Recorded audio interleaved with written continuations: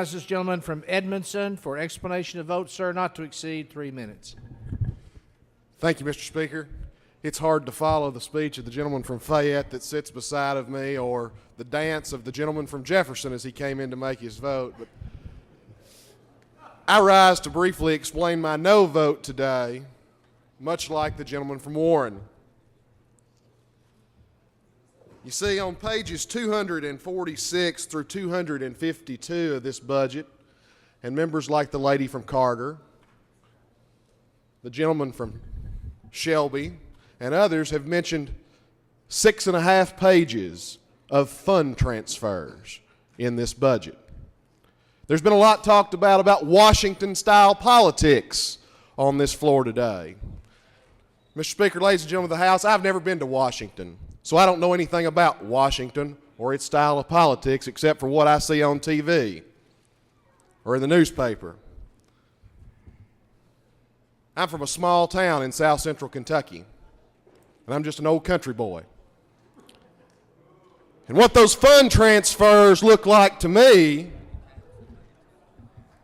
they look like, at the absolute worst, theft, and they look like, at the absolute best, fraud.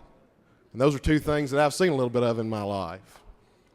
You see, we're either stealing money from those restricted accounts to fund this budget, or we're saying these are fees to fund these departments and fraudulently moving them when they're really taxes, folks. That's what those really are. Those are really taxes. That's one reason I stand and vote no against this budget. The other reason is the reason the gentleman from Warren brought up. $2 billion in new debt, taking our state's debt level to 7.05%, ladies and gentlemen. 7.05%.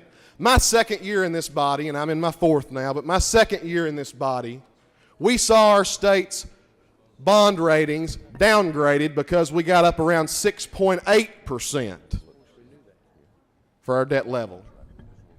Well, ladies and gentlemen, there are two states that have a worse debt ratio than Kentucky, and those are California and Illinois.